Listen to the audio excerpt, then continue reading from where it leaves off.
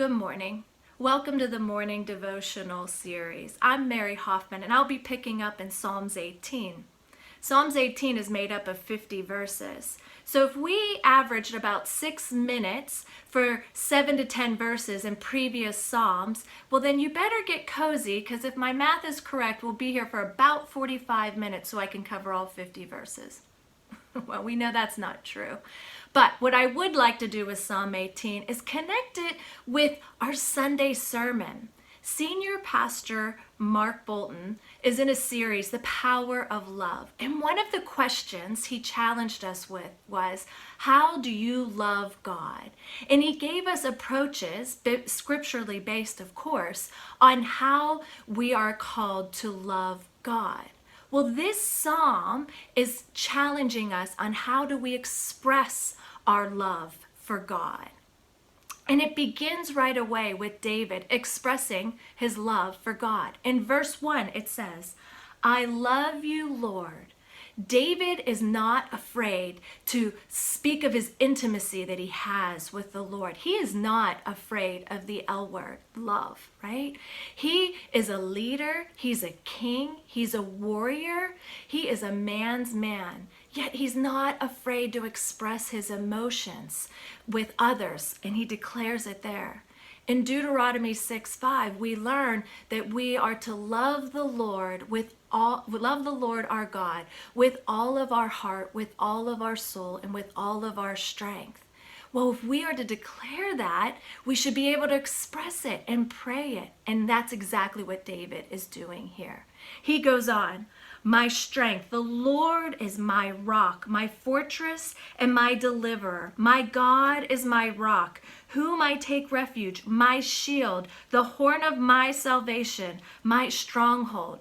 There's no mistake here about all the my's. That's again pointing to that relationship that he has. There's such intimacy there.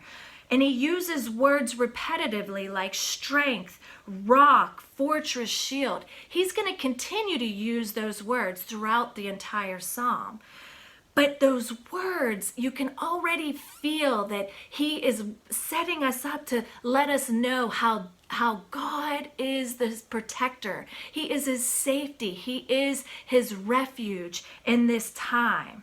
Biblical scholars believe that David wrote this psalm at the end of his lifetime because it gives an account of his whole life in the following verses. And it can almost be summarized in verse 3. I call to the Lord who is worthy of praise, and I have been saved from my enemies.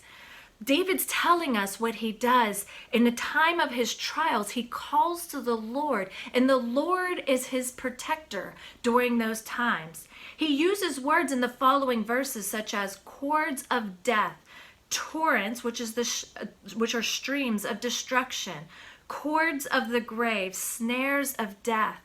Do you notice the plural there? David just didn't face one challenge, or he wasn't in danger one time, or faced death one time.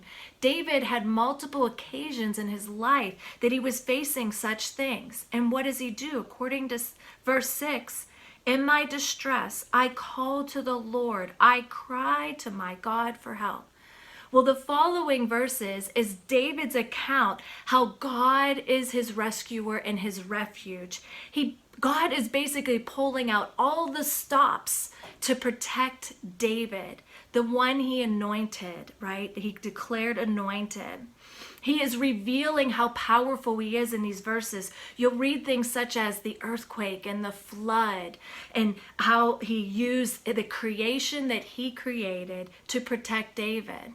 But David, as he goes through this account on his life of how the Lord has protected him using creation, he also, in verse 30, will pick up how God, what he equips David with himself. In verse 30, it reads, as for God, his way is perfect. The Lord's word is flawless. He shields all who take refuge in him. I'm going to skip to verse 32.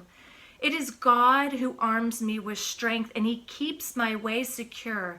He makes my feet like the feet of deer and causes me to stand on heights. He trains my hands for battle. My arms can bend a bow of bronze. You make your saving help my shield. and your right hand sustains me. Your help has made me great. David is not just pointing to himself here. He's pointing into the Lord. He's saying, everything I have, everything I've been equipped with, my strength, everything comes from the Lord. He wouldn't be able to stand. Any victory that he has comes from the protection or the strength or the equipping of the Lord.